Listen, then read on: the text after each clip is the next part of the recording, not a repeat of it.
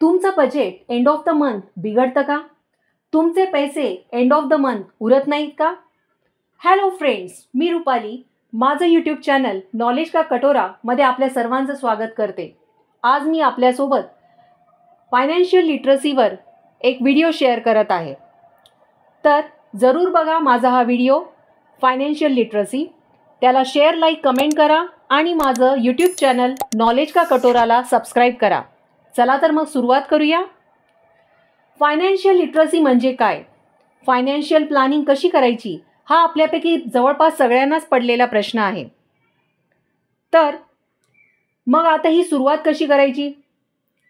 Basically finance म्हणजे काय?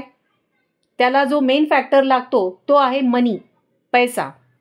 जसं पैसा मिळवणं महत्त्वाचं आहे, तसंच तो टिकवणं आणि वाढवणं हे सुद्धा तितकंच महत्त्वाचं आहे. आणि त्यासाठी काही स्किलची गरज असते.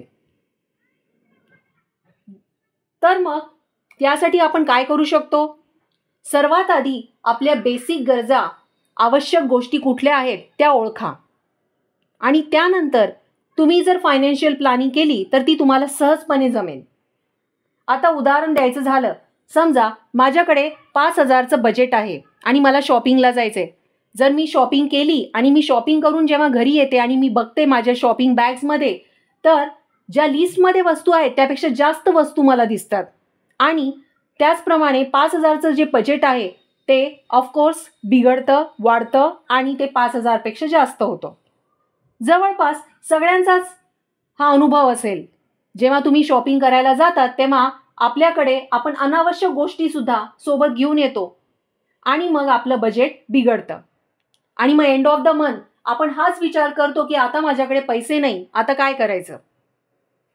तर सोपं आहे यावरचा उपाय की तुम्ही सगळ्यात आधी तुमच्या बेसिक गरजा, आवश्यक गोष्टी कुठल्या आहेत त्या ओळखा. आता त्या गरजा कुठल्या असतील?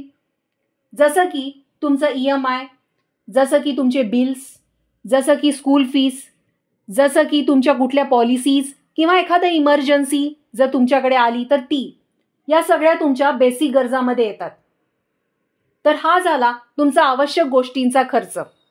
आणि तो सोडून जो खर्च असेल तो असेल अननेसेसरी किंवा अनावश्यक गोष्टींचा खर्च, जो तुम्ही अवॉइड करू शकता. आणि एकदा का तुम्हाला हे जमलं तर तुम्ही तुमची फायनान्शियल प्लॅनिंग अगदी सहजपणे करू शकता आणि तुमचं महिन्याचं बजेटसुद्धा बॅलन्स होईल, ते बिघडणार नाही. तर जेव्हा हा आवश्यक गोष्टींचा खर्च तुम्ही वजा करता, त्यानंतर जी अमाऊंट किंवा रक्कम उरते ती असते तुमची सेविंग्स. आणि ही सेविंग किती प्रमाणात, किती पर्सेंटेजमध्ये आणि कशी इन्व्हेस्ट करायची त्याचा पण एक थंब रूल आहे. आणि शिवाय इमर्जन्सी फंड काय आहे हे सुद्धा सगळं मी तुम्हाला पुढच्या व्हिडिओमध्ये तुमच्यासोबत शेअर करेल. तर जरूर बघत राहा माझं यूट्यूब चॅनल नॉलेज का कटोरा आणि त्याला सबस्क्राईब करायला विसरू नका. धन्यवाद.